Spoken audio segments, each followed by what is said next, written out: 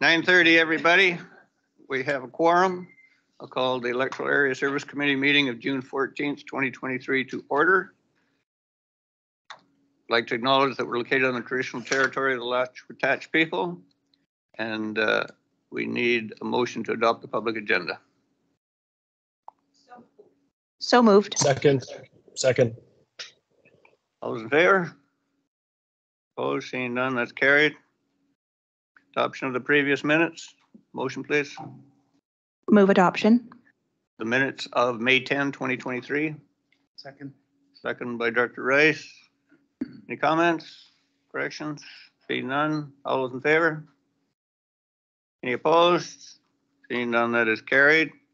No business arising from the minutes, I don't believe. Do we? No one? No public considerations, notice of motion, no chair's report, staff reports, development variance permit application fees for receipt. Move receipt. Second. Second, Director Belluti. Discussion? I believe John will speak to this. John. Thank you, Mr. Chairman. An application has been received to allow a single-family dwelling to be connected to an existing accessory building via a residential addition, which will include a living space and a carport. And it will be situated 3.15 meters from the right side property line.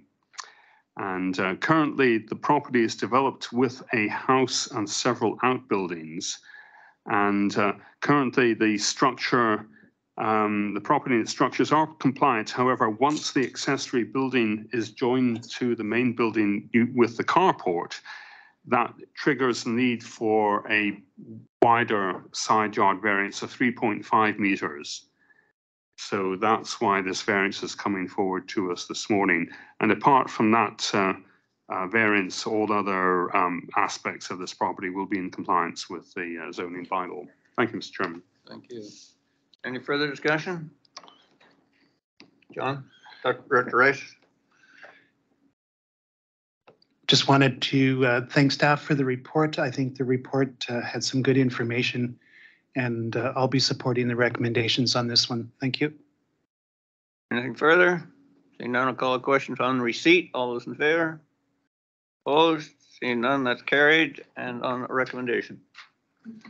I would move recommendation that the committee recommend the development variance permit DV3D23 as presented in the staff report dated June 14th, 2023 be approved. Second. Discussion? Seeing none, call a question. All those in favor?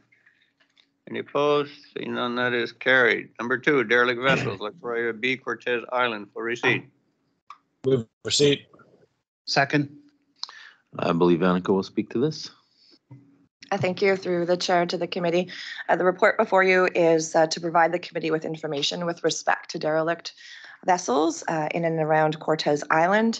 Much research was done to provide the committee some more details as to the complexity and multi-jurisdictional nature of the derelict vessel issue in BC waters.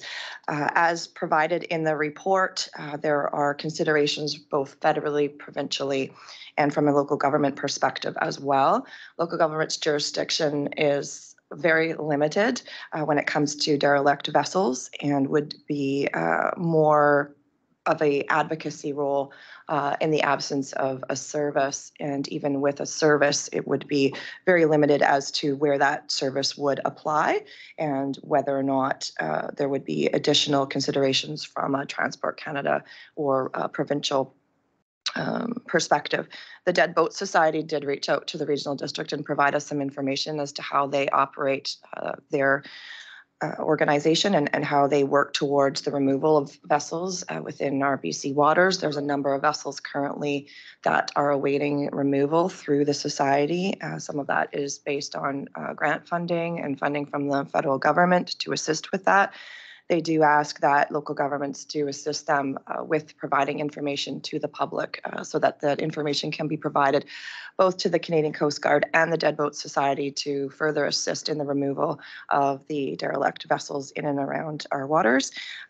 And there's a little more information that the committee can review as part of the report.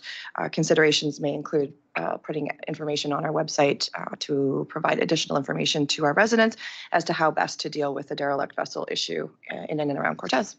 Thank you. Anything from directors?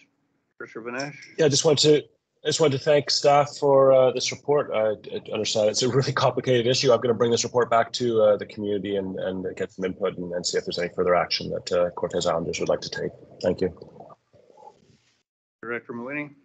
I too really appreciated the report. Thank you for that. And I would love for the information to be shared more broadly with the community, whether that's through a page on the SRD webpage and maybe social media posts, just to elevate the awareness of what is available as far as options. Thanks. Anything further? On receipt, all those in favor? Opposed? That is carried, and we don't have a motion. So the next item then is Electoral Area B, liveaboard vessels, Cortez Island. Does staff have anything on this? After receipt, we will. Okay. Move receipt. Second. Annika will speak to this. Thank you. Through the chair to the committee, staff was asked to provide additional information with respect to liveaboard vessels, similarly to the derelict vessel issue. What we did here was try to provide the committee information related to the permissibility of liveaboards in the regional district, in this case specifically Cortez Island, and the regulations associated with that, and how to provide more perhaps regulatory guidance with respect to the liveaboard issue.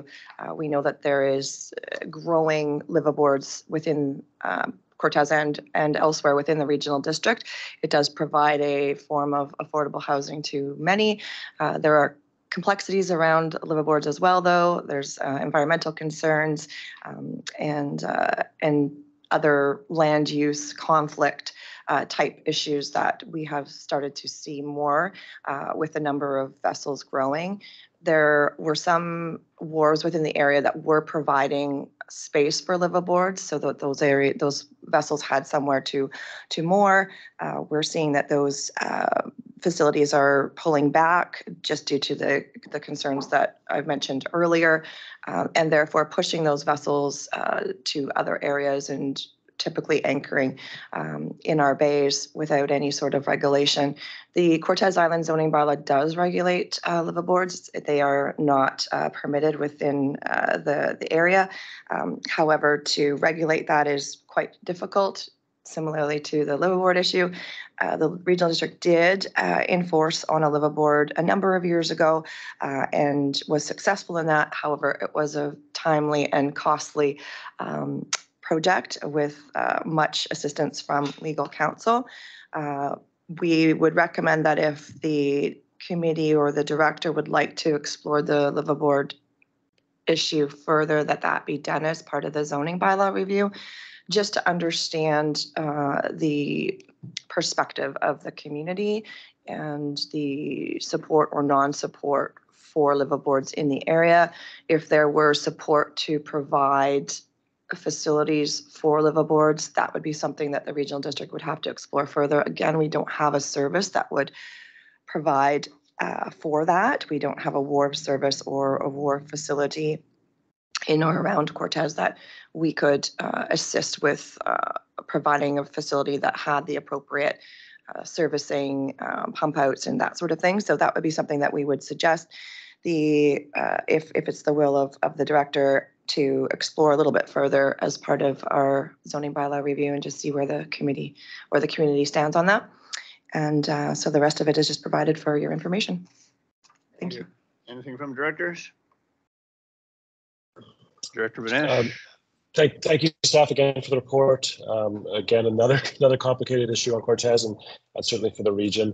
As you know, as you mentioned, many people using liveaboards as a way to have affordable housing.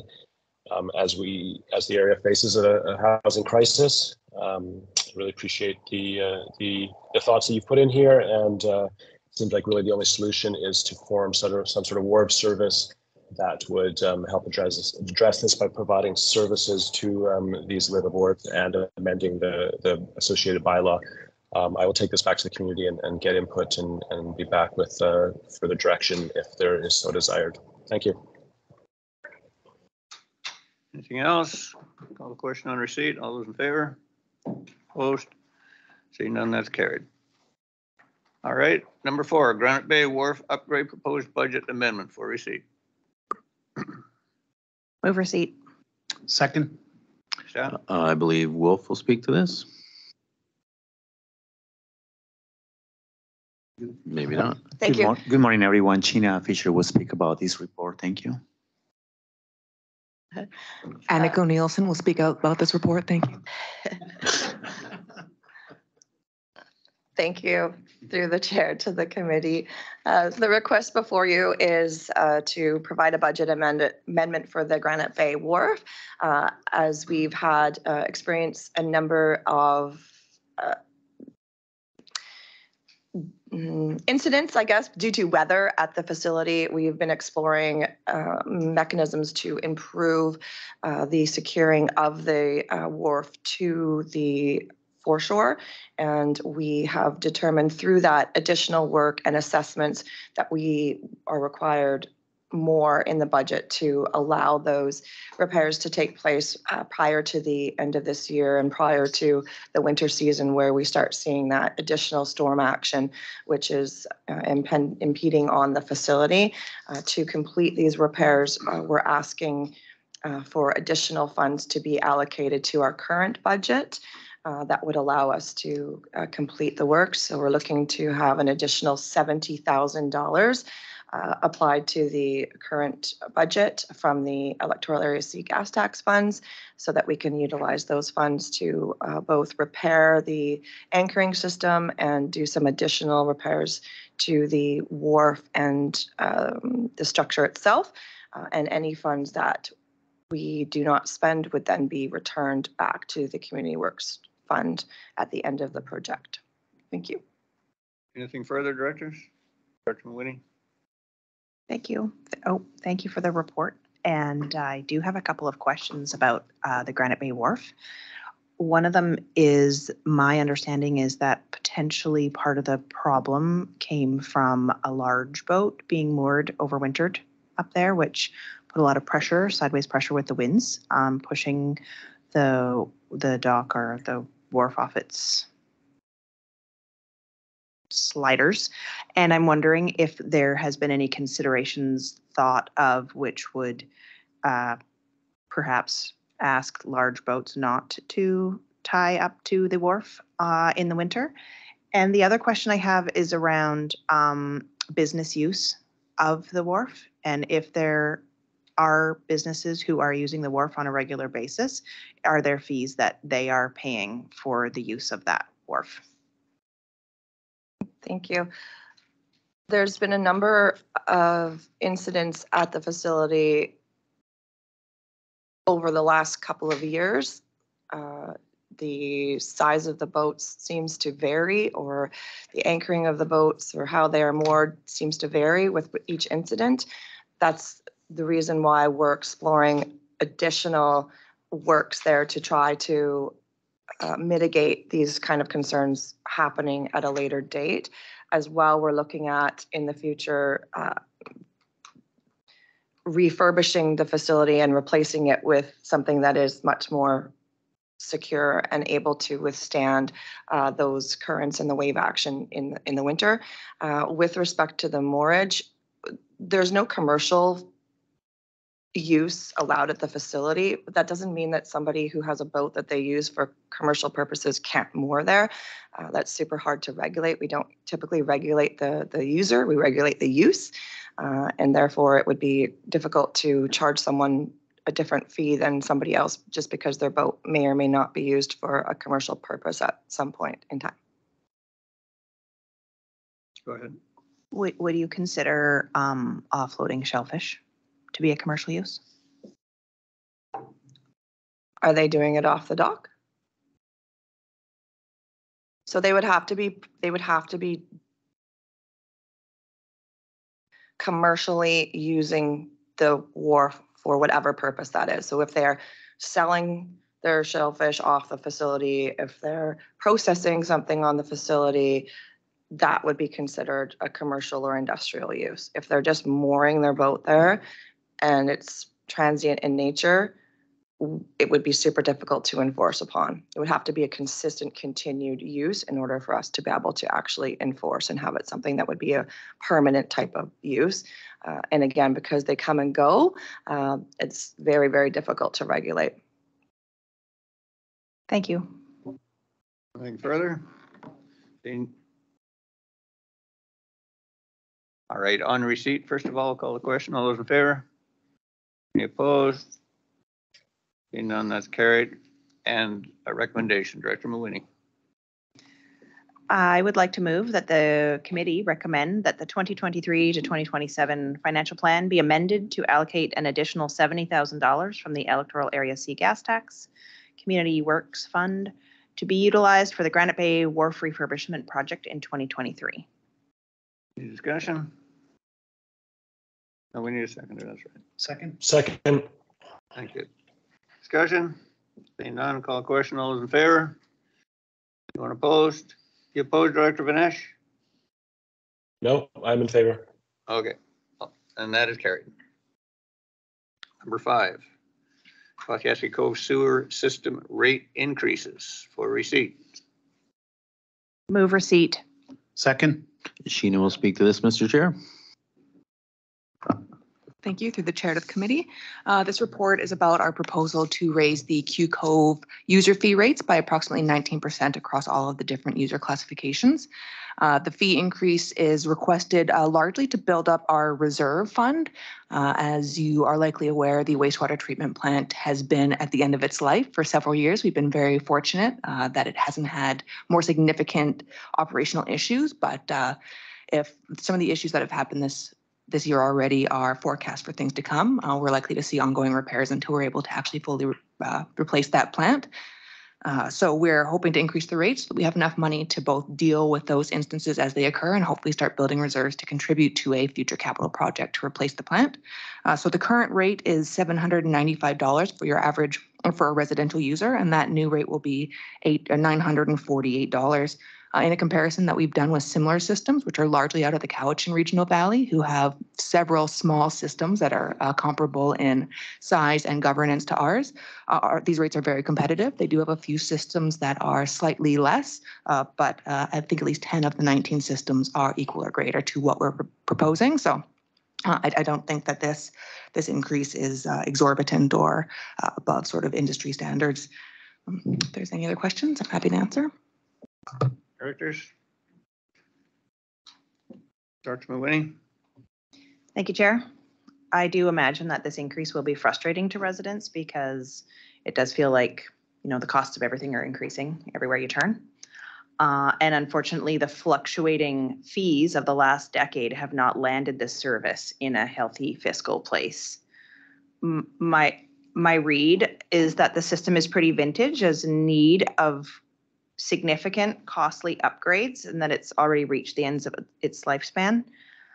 I wonder if this is correct, but it feels to me like a capital reserve of only $35,000 and an estimated price tag of $3 million. The Kwashiaki Cove sewer system needs more than a grant. It needs a miracle. And I'm grateful that this report mentions that an explanatory letter will be sent to the affected residents. I hope that some of the relevant information and details that are in this report will be included in the letter to residents. Fostering an understanding of the situation of the system is facing may be helpful. Anything further? Just to add, Mr. Chair, I believe we have a draft of that letter for the director today for review. Excellent. All right. On receipt, all those in favor? Anyone opposed? Seeing none, that's carried. And do we have a recommendation? I will move that the committee recommend that a bylaw be prepared to amend the rates for the Kwathiaski Cove sewer system to generate the revenue requirements identified in the 2023 to 2027 financial plan. Second. All right, discussion on that. Seeing none, all those in favor? None opposed, that is carried. Number 6, electoral area C, lighting service requisition limit. Move receipt. Second. Thank you. And I believe Sheena will speak to this as well. Thank you. Through the chair to the committee. This report is also about a rate increase, but it is not quite as dire or as exciting as Q Cove. So the Area C street lighting service operates several streetlights within the Kwathiaski Cove area. Back when the service was established long ago, a requisition limit of $7,880 was set. We have slowly been increasing the amount requisitioned from the residents of Area C to cover those costs, and we're about to hit the top end of that. This year, we are requisitioning the full amount, and if there are no increases to the cost of hydro or additional streetlights added, we'll have about $130 left over. That may cover our costs next year if the requisition limit isn't increased, because our costs will exceed the requisition limit, but we'll have all that money in the bank. We will either need to decrease the amount of service provided and keep the current requisition as is, or increase the requisition just to keep sort of the standard level of service. And then should any capital projects such as additional streetlights or changes to bulbs, et cetera, are required, we'll need extra money for that as well. So we are proposing to increase the requisition limit by 25%, which is the amount that we're able to do so without going through an AAP process for a significant change for the service. We will only requisition the amount of money that is required to operate the service and complete any approved capital projects. Happy to answer any other questions. Directors, anything? Director Mawhinney? Thank you, Chair. I have a couple questions, and thank you for that report. I am wondering about LED light bulbs. They're mentioned in this report as a potential capital cost. Early in the budget process, we did talk about LED light bulbs and that they would bring down the annual cost of electricity. Is there anything new on that front to report? Thank you. I'm happy to respond to that. So we were approached by BC Hydro in 2022, last year, with a request to select a type of LED light for Quadra and as well for Electoral Area D. We responded back to them selecting the type of light, and they gave us a couple of options: lights for urban settings and lights for rural. So has been selected. We're going to follow up today with BC Hydro to find out where we are, if the lights have been replaced to date, or if they actually have to replace this year or next year. I mean, they're working in the entire province, so we want to know where we are, and we're happy to provide you with an update in the next meeting, or we will be happy to send you an email. Okay, thank you. And then the other question that I had is that the report says that there is, and I'm not really sure what this means, so that's really what the question is about, there is no tax rate equivalent. And could you explain what that means? And is it possible to rectify this in the bylaw amendment that you're proposing so that we don't bump into the requisition ceiling in the future? No tax rate equivalent. So what we do is we requisition funds, and we're requisitioning the maximum amount of that. So in the future, when and if, I'm sure they will, when costs go up, we will have to increase that requisition limit. So we will have two choices. If in the next 5 years we need to increase them at all, we'll have to go to the public for approval, because we've already done that within this 5-year period, and or wait till 5 years and up them the appropriate amount, 25% or less. So those are really our only options as the service sits right now. We've maxed the requisition. We think we have some room. If we need some more money in the next 5 years, we'll have to go to the community and request approval for that, and or wait 5 years for anything else. So those are our only options that we have right now. Okay, well, that sort of explains, sort of not, but that's okay. Great. Well, I guess after receipt, I would move option A. Okay, anything further on receipt? Seeing none, all those in favor? Anyone opposed? That's carried. And a motion, Mr. Mooney. I will move option A, that the committee recommend an amendment bylaw to increase the annual requisition limit of the Electoral Area C street lighting service by up to 25%, be prepared for further consideration. Second. Discussion? Seeing none, all those in favor? Any opposed? None. That is carried. And number 7, Black Creek Oyster Bay Water System referral for receipt. Move receipt. Receipt. So, Mr. Chair, I'll speak to this quickly. It looks like the folks down at CVRD are going to look at amending, changing, reviewing the Black Creek Oyster Bay water rates. And they've sent us information that they're going to be doing this. And we have the option to either say we're interested in responding to that ourselves with our opinion, or just leave it up to them. Okie dokie. Anything from directors? Director Rest? Just a couple of comments on that. My understanding on this, this was discussed at the last board hearing for the water system, that in July, the residents will be receiving a item in their bill informing them that there's going to be dates for public engagement and opportunities to not only look at the rate, but they're also going to be looking at what does the infrastructure need over the next 7 years so that they can do some financial planning. So from my perspective, I mean, quite happy to go into the rate review by myself, but if I can get any information from staff here, certainly welcome that. Thank you. Anything further? On receipt, all those in favor? None opposed, that's carried. Do we have a motion, Director Rice? Either is fine with us. I would be happy if staff have anything to contribute, and I'd bring that forward. Thank you. That sounds like option B. Okay. Moving option B, do we have a seconder?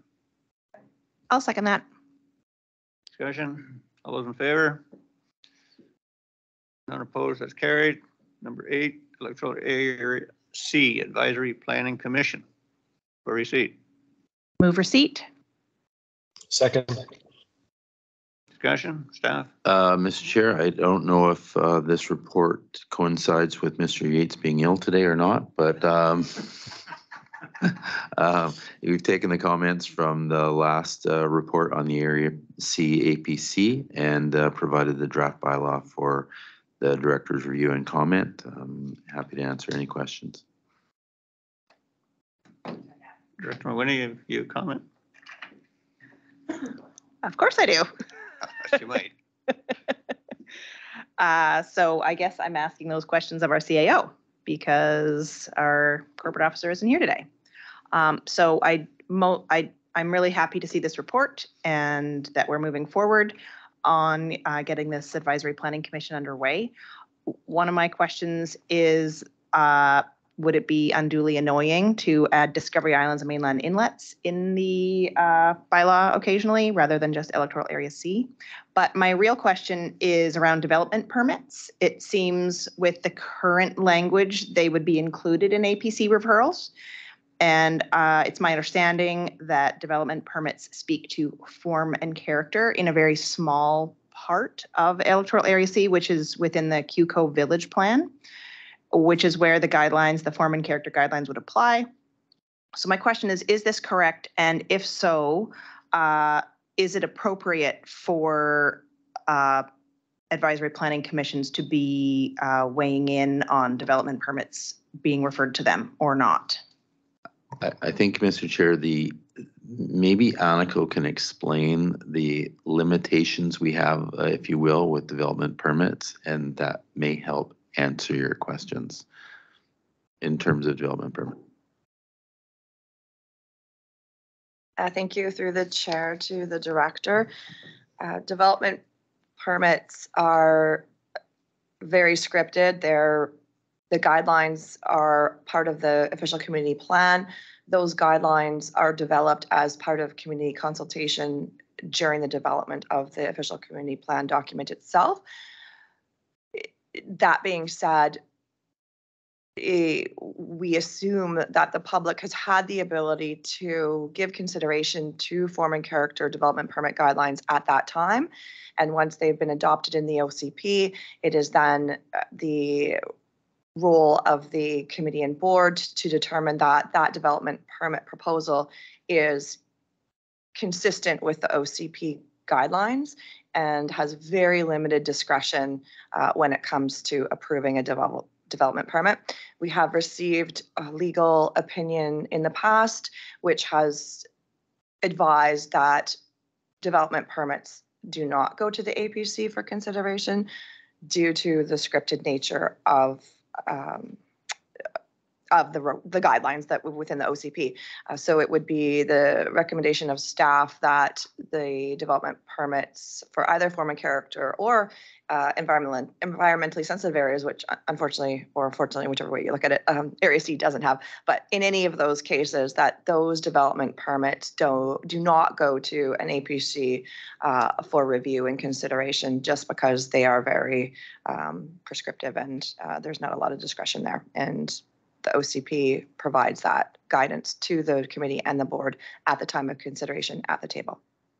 If I can just add to that too, Mr. Chair, if we will, there are many regional districts that, because of this limited authority, delegate that authority to staff. It's more prescriptive review, and often regional district boards will delegate that to staff, and they don't even come to the board or committee.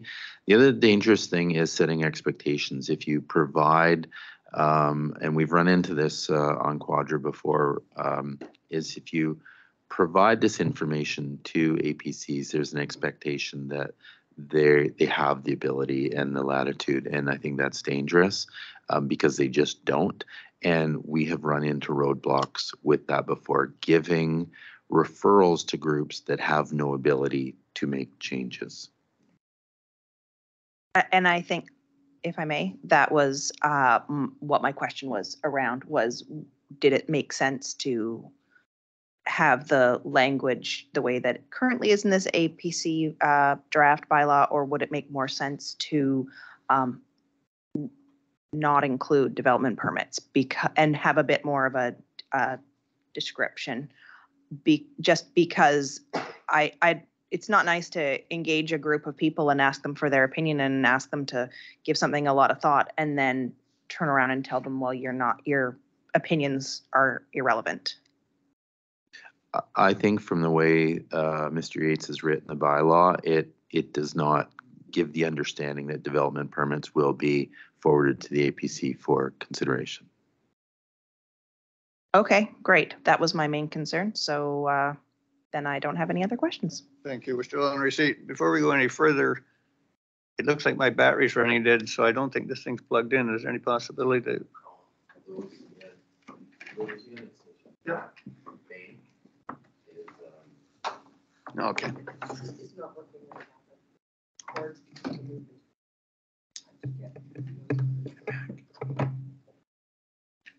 Okay, that looks like something's happening.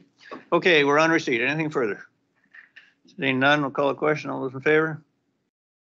None is opposed, so that is carried. And do we have a recommendation motion?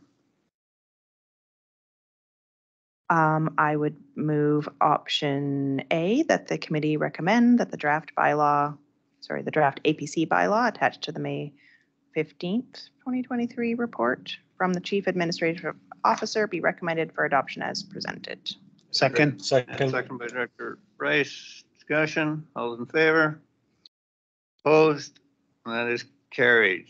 Number 9, Seward Valley Fire Hall potable water concerns. Receipt. Move receipt. Second. Any discussion? I believe Sean will speak to this, Mr. Chair. Yeah, through the committee, or through the chair to the committee, the regional district owns and operates the Seward Valley Fire Hall. We've been informed by Island Health that our potable water supply is in non-compliant with the Health Act. Both Island Health and the Seward Fire Department have recommended installation of cisterns to rectify that problem. The cisterns can serve a dual purpose of providing firefighting water as well. However, there is another option where we can do continual monitoring, possibly a hydraulic assessment, and spend a lot more money to see what else is available. But we haven't gone down that route and costing it out. We wanted to bring forward the option that's recommended by both Island Health and the fire department. Thank you. Any discussion from directors? I don't have much to add on this one. I think we'll just go ahead with the recommendation. I'll call a question on receipt. All those in favor? That's carried. And I can't move it, but would someone like to make a motion here? I'll move option A, that the committee recommend that funding be allocated from capital reserves to install a dual-purpose potable water firefighting cistern system at the Sayward Valley Fire Hall. Second. Thank you. Discussion? Seeing none, all those in favor? No one's opposed, that is carried. Request for financial assistance, Campbell River Motocross Association for receipt. Move receipt. Second, Mawini. Discussion? Nothing from staff, Mr. Chair. Thank you.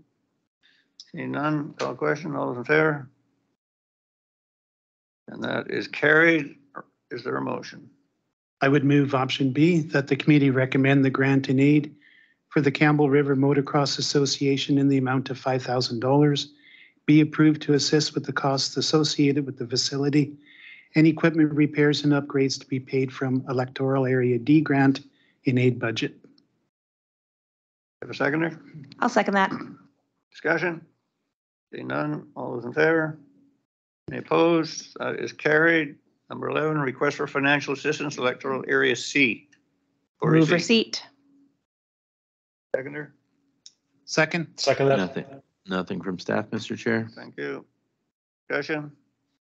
All those in favor of receipt? Any opposed? That's carried. Okay, and a motion. Director Mawini. Would you like me to move all of that? Yes. Okay. I would like to move that the committee recommend that the board approve grants and aid to be paid from the Electoral Area C grant and aid budget as follows. $2,500 to the Quadra Island Climate Action Network to assist with insurance costs. $1,485 to the Quadra Island Conservancy and Stewardship Society to assist with insurance costs for the Mort Lake property. $1,000 to the Quadra Island Concerts Society to assist with the 2023-2024 Quadra Islands Concert Series, and $4,000 to the Quadra Circle Community Connections Society to assist with 2023 expenses. Second. Discussion? Seeing none, all those in favor? None opposed, that is carried. Bylaws. Number 1, bylaw number 483, rezoning application to facilitate private moorage at Fanny Bay, Phillips Island, Electoral Area C, Craddock. Move receipt. Seconder, please. Second. Second. Annika will speak to this, Mr. Chair. Thank you through the chair to the committee. This report is brought back to you after the application was considered at the March 29th meeting, where a motion was put forward to hold this application in abeyance, given the non-support by both the Queka and the Wewakam First Nations. The Queka in the referral initially responded that the application is not in line with their land use plan and that the area does have significant historical significance to the nation. They also determined that, given their being in stage 5 of the treaty negotiations, that this would likely have adverse impacts to their interests. The board, given the motion to hold in abeyance, was directed to staff to determine whether or not the Queka could work with the applicants to resolve the land use issues. The staff have had discussions with Queka since this recommendation came through, and they've confirmed that given that the proposal doesn't align with their land use plan, their concerns cannot be resolved, and they continue to not provide non-support to the proposal, given that the recommendation to the committee is that we do not move forward with the application. Thank you. Thank you. Anything from directors? All right, on receipt, all those in favor? None opposed, that is carried. Do we have a motion? Director Mawini? I will move that the committee recommend that the board deny rezoning application RZ1C21 Craddock, given that the Queka First Nation has advised that its land use concerns associated with this proposal cannot be resolved. Anyone want to second Second. that? Discussion? All those in favor? None opposed, that is carried. Number 2 is bylaws number 487 and 498, OCP amendment rezoning application, April Point developments for receipt. Move receipt. Second. Discussion? Staff, anything? John will speak to this, please. This property is currently designated and zoned commercial. And, oh, pardon me, thank you. And in order for a 13 lot, strata lot residential subdivision to be developed on the property, a redesignation and rezoning to residential will be required. The proposal will create separate titles for 10 existing seasonal cabins on the property and also create 3 strata lots for future development. It is proposed that the new strata will be partly responsible for the maintenance of the access road that currently serves Summerrun Place, strata subdivision at the south end of April Point. And lot servicing will be by community sewer system and individually drilled wells. The rezoning will bring into compliance the existing land, residential land use, and apart from the 3 additional strata lots, there'll be no increase in density from this proposal. Consultation with government agencies and First Nations have not yielded any concerns with the proposal. Thank you. Chairman. Anything further? Commissioner Winning? Thank you. I have a few questions. The first question that I have is that the report says there are 10 residences involved in this piece of land. Do you have any idea how many of these 10 homes are currently being lived in seasonally or rented out to short-term to visitors, or are lived in by full-time residents? Through the chair, I don't have that kind of information. It's my understanding that these cabins are used seasonally and it's commercially zoned property right now. But that's as much as I know. Okay, thank you. I see that the zone proposed in this application here is called R2. It's a zone which has not yet been implemented prior on Quadra Island, and it allows for 50% lot coverage by buildings. The application to staff that's included in this report, dated September 2022, requested R1 zoning. R1 zoning has 35% lot coverage. What made the change between the September letter and the staff report suggesting a brand new to Quadra zone of R2? What was the reasoning for creating a new zone for this April Point location? Thank you, Mr. Chairman. I can answer this one. The R1 zone would, the minimum parcel size would be too large for these proposed strata lots. They're much smaller than what would be permitted in the R1 zone. And that's why a new zone has been considered in this case.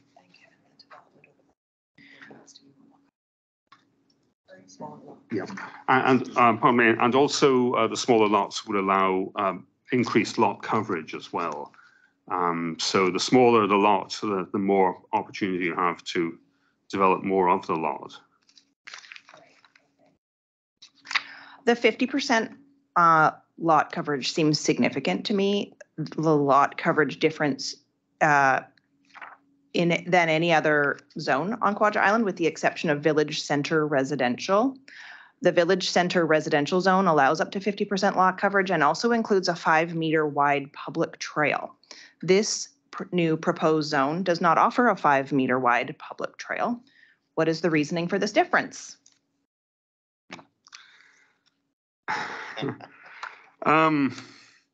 There is a village peripheral residential zone which allows for a greater lot coverage as well, which has been used in the Cove.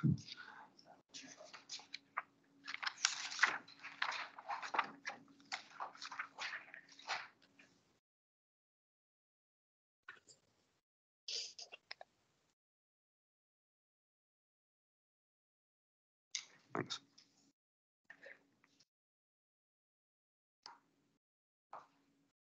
And we should also bear in mind that these lots are already developed with cottages.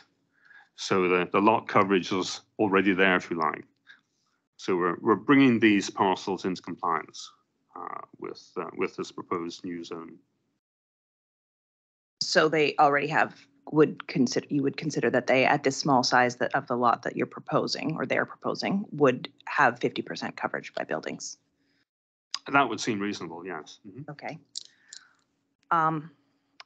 I see from the application that a variance on the shore access is being applied for with the Ministry of Transportation and Infrastructure.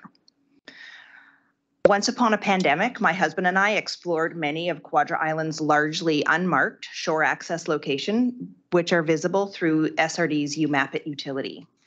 Each shoreline was lovely, and we were impressed by the excellent offerings to unique sea frontages and grateful for the choices made by planners to share the coastline of the island with everyone.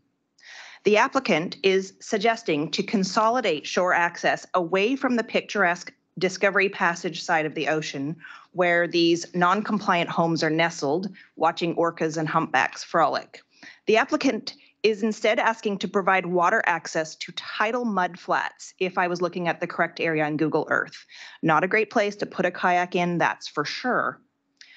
I'm curious if SRD staff have any input on this variance application with the Ministry of Transportation, because if there is a request for feedback from the SRD, I would appreciate if this incongruity could be highlighted with Ministry of Transportation and Infrastructure. Thank you through the chair to the director. The SRD is having multiple discussions with the Ministry of Transportation and Infrastructure with respect to requirements at the time of subdivision. This is a little bit preliminary, but is something that is discussed only because the applicants had made mention of this in the past. There's no information to date that this would be supported at the ministry. They hold strong to the requirements for shore access throughout the regional district. I do not have any information that this would be supported at any given time.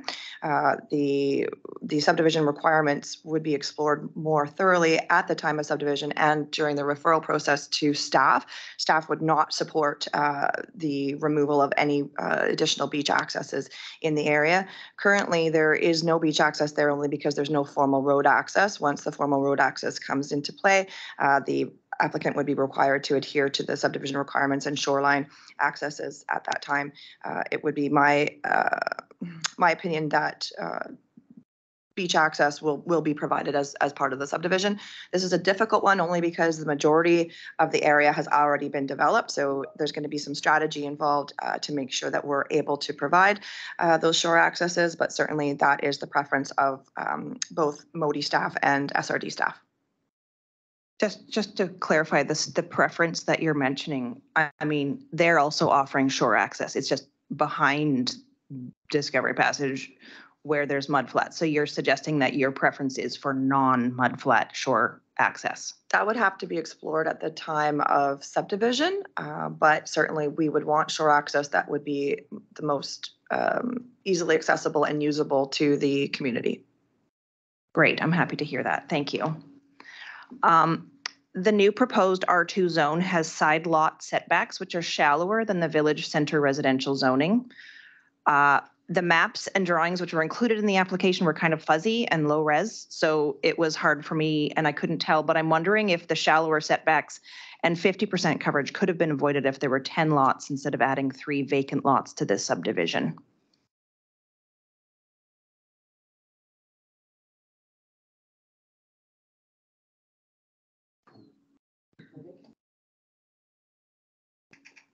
I can't tell from the maps on the report. That's great. Yeah, the vacant lots are not within the area of the developed properties. So the vacant lots are actually to the south of the developed lot. So there's limited room to create larger or wider lots to accommodate the residences that are already established. There's no room in between those to provide additional. So there's no lots that we could remove in order to make those lots bigger. The lots that they're proposing to the south that are vacant are to provide a consistent, contiguous strata subdivision in between the travelable roads that are going to be dedicated. So if there is no space in between the currently constructed buildings, then are you suggesting that there's also no space for shore access? Sorry, through the chair, to clarify, there is no space in between the developed parcels to remove undeveloped parcels. Okay, great. Well, that answers some of my questions, and it will be interesting to hear what the public thinks about this application when we go to public hearing. I'm curious what the lead time is on a public hearing from a staff perspective once this is passed at the board. And I'm asking because summer is right around the corner and Quadra Island has a bustling tourism economy in the summer. July and August are the busiest months of the year. P.S. Come on over. There's great art studios and hiking trails. But it's all to say that I don't think it's fair to take this public hearing to the public on Quadra Island during August. I think that we need to wait till September. Would be the will of the board. We do our best to process applications in a timely manner. This would go forward to the board at the end of this month to approve the conducting of a public hearing on Quadra Island. We would need approximately 2 weeks lead time, so that would put us into mid-July. But we can certainly take that in consideration and schedule a public hearing for September. Thank you. Anything from the other directors? On receipt, all those in favor? None opposed, that is carried. Recommendation, please. I'll move that the committee recommend bylaws number 497 and 498, April Point developments, be forwarded to the board for first and second readings. Second. Discussion, all those in favor? None opposed, that is carried. And item C, please. I will move that the committee recommend that the board authorize a public hearing to consider bylaws number 497 and 498, and that the public hearing be held at a date and time to be determined, but not in the summer. Second. Seconded, any discussion? Seeing none, all in favor? Can I ask one question? Yes, you may, go ahead. Just that the heading says bylaw number 487 and 498, and then the thing that I was moving at the bottom says 497 and 498. Is there an incongruity there that is going to cause future problems, or is it all good? I believe that's just a typo and we'll have it corrected before we do the minutes. All right, called question on item C. All those in favor? Not opposed, that is carried. Number 3, bylaws number 503 and 504, OCP rezoning Corverton, application to facilitate subdivision for receipt. Move receipt. Second. Seconder. I believe John will speak to this as well. Did Director Ganesh second that? Thank you. Yes. Thank you, Mr. Chairman. An official community plan and rezoning application has been received to consider redesignating and rezoning a 15.2 hectare, 37.5 acre parcel at the corner of York Road and Chantrell Way in Electoral Area D from rural to country residential. And this is in order to facilitate a 6-lot subdivision on the property. These proposed lots would vary in size from 2.4 to 2.9 hectares, and with all lots fronting on York Road. And services would be provided through private on-site septic fields and individual wells, as community sewer and water systems do not exist in this area. The lands have adequate access via York Road and the Island Highway, and the proposal can be considered a form of infill of country residential lands that are relatively close proximity to local amenities and services. Thank you, Mr. Chairman. John, any discussion? Director Rice. I just wanted to thank staff for the report and McElhaney for the report that they provided. To put a little bit of context on this, I was actually given a bit of a history lesson last week, that this is the second time that this proposal has actually been brought forward. So the first time it wasn't successful. I think if anybody knows Area D quite well, this proposal would fit in extremely well with what the surrounding area is. So I'm looking forward to the public hearing. People have an opportunity to either say yes or no to this. And I think that that is the proper way to go. So I'll be supporting all the recommendations. Thank you. Anything further? Seeing none on receipt, all those in favor? None opposed, that's carried. And Director Rice, you'd like to move the recommendations, please. Move item B, that the committee recommend that bylaws 503 and 504 be forwarded to the board for first and second readings. I'll second that. Discussion? Seeing none, all those in favor? Any opposed? None, that is carried. And number C? Move that the committee recommend that the board authorize a public hearing to consider bylaws number 503 and 504, and that the public hearing be held at a date and time to be determined. Seconder? Second. Director Malini? Discussion? All those in favor? And none are opposed, that's carried. Correspondence, dog control on Cortez Island for receipt. Move receipt. Second. Any discussion? Yeah, I've got a couple Director of Ramesh, words. go ahead. Just wanted to point out the tragedy of the situation and the heartfelt condolences to the folks that have lost their dog. My understanding, this was a dog that had numerous incidents on the island, and there is a frustration with a small amount of dogs on Cortez that seem to be are not being looked after properly and that can be a danger to other dogs, and including families and children. I also want to note that 2 days later, a different dog took down a horse, broke its leg, and that horse had to be put down. So this is, this is a concern on the island right now that everyone's speaking about, and I would like to make a motion to, once we receive this, that we get a staff report on possible. All right, after receipt, I'll ask solutions for for your it. motion. Thank you. Thank you. Anything further? Okay, on receipt, all those in favor? Any opposed? That is carried. And Director Manesh, you have a motion. Yeah, I'd like to make a motion that staff prepare a report on potential solutions for controlling dogs that are difficult and dangerous on the island. On Cortez Island. Any discussion? Or do we need a seconder first? Second. Any further discussion? Seeing none on the motion, all in favor? I was just wondering if I could see the language of the bylaw, because I was wondering if it would Yeah, have you probably could. relevance for Quadra Island as well. The bylaw or the motion? We don't have a bylaw, the motion. I have that staff prepare a report on potential solutions for difficult and dangerous dogs in Cortez. Okay. Yep, that's great. Sure. We can include Quadra later. Anyone About opposed? 20 reports already done. I'll call it carried. No director's reports, no new business. We're ready for termination. I'll move termination. Second. Second. All in favor? None opposed, that is carried.